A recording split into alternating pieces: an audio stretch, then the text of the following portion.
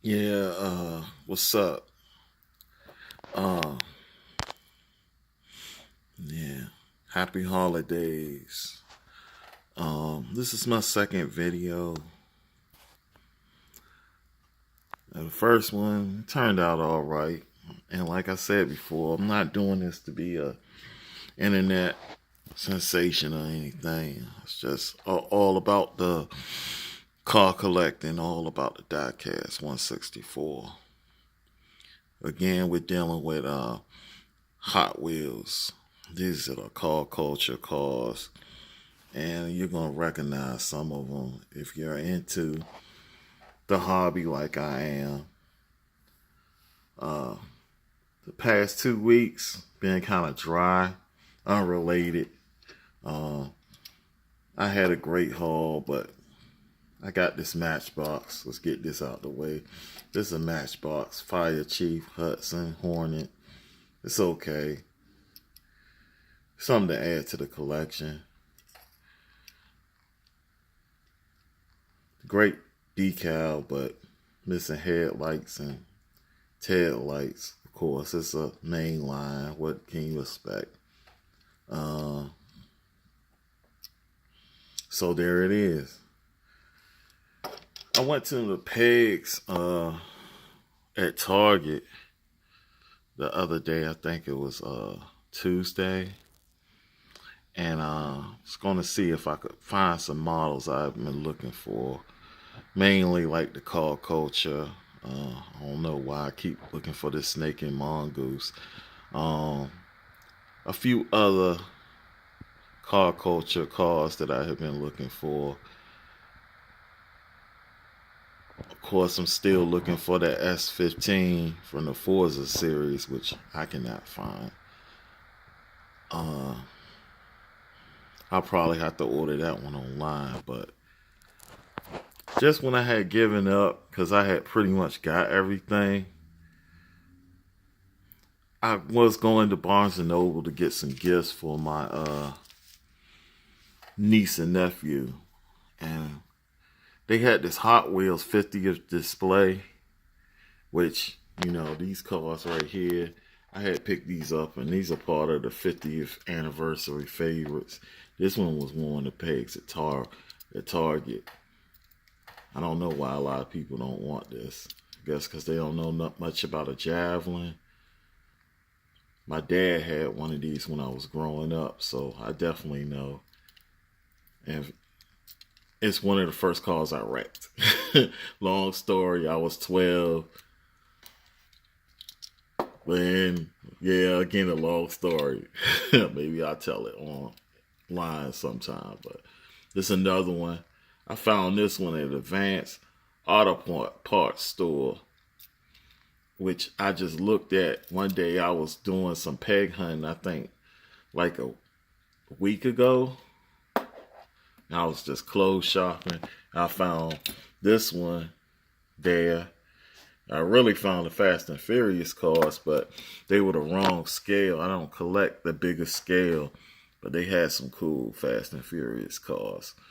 I found this one and this race day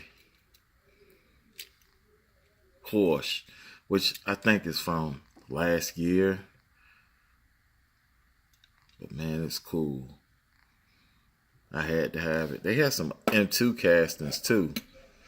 Some cool M2. But they were pretty high. It was like $6 a piece. So I'm like, can't pick up everything. Okay, but back to my story. I'm at the Barnes and Noble. It's after work, so I'm rushing, kind of tired. And I look at the display again, and of course, it had a lot of fantasy castings and cars I already had pretty much from the main line. But I look again, and what do I see? I see these. I'm like, I didn't see those before. So I wasn't planning to do any peg hunting, but as soon as you see that car culture, you better grab it up. while you can, because these get hoarded. I don't know if are these from 2017 or this year. And I'm like, I had to get one of them. I have plenty of Dodge Mopar stuff across the board with M2 with green light. So I'm like, man, let me get this Mercury. I heard people talking about this like once or twice online, but it's not being coveted like the other cars in the series, especially that Gasser. Everybody wants that Chevy Gasser. The Candy Striper, of course, I think was exclusive model to the convention. Everybody can't go to that convention. That's for the big money collectors, people who are seriously into this, or you're not really, I should say big money collectors, but long time serious collectors who are willing to put down that money to attend them conventions and get those exclusive cars. But the Gasser is being hoarded. I got some of them from the main line. It's cool. I got a lot of Chevys, Bel Airs. I like the casting, but I don't know. I'm just not. I'm more of like a regular muscle car guy, like Chevy, Camaro, Dodge, Coronet, Charger type guy. But this is cool. It's a Gasser too. So I don't know why this casting is not really coveted like that. I was happy to get it. And I was happier to get it when I went to the register,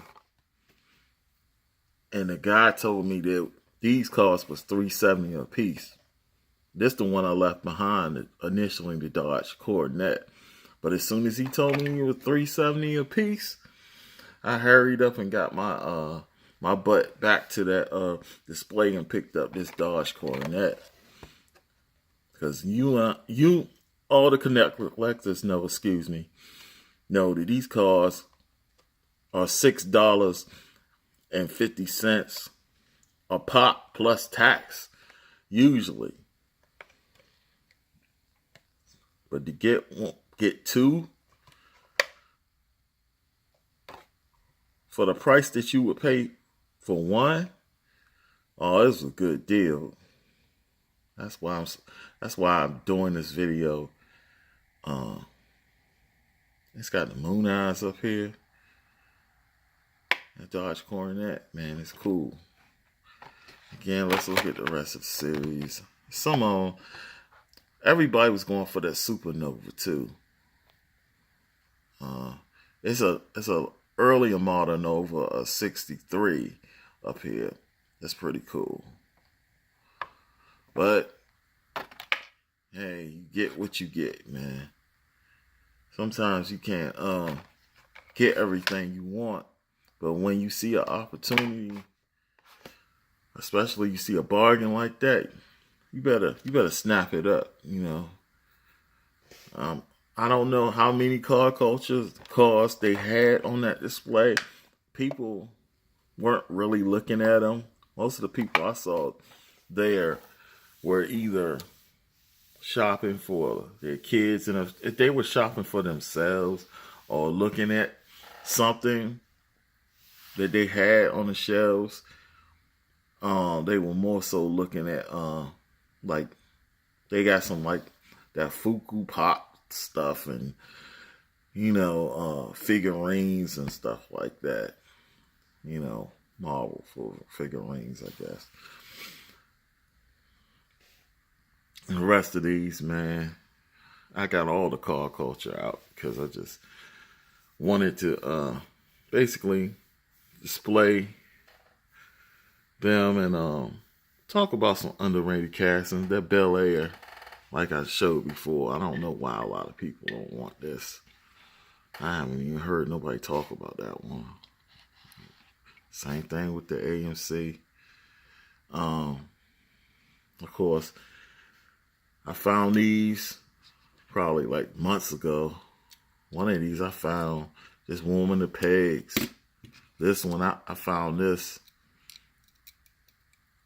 I want to say either Target.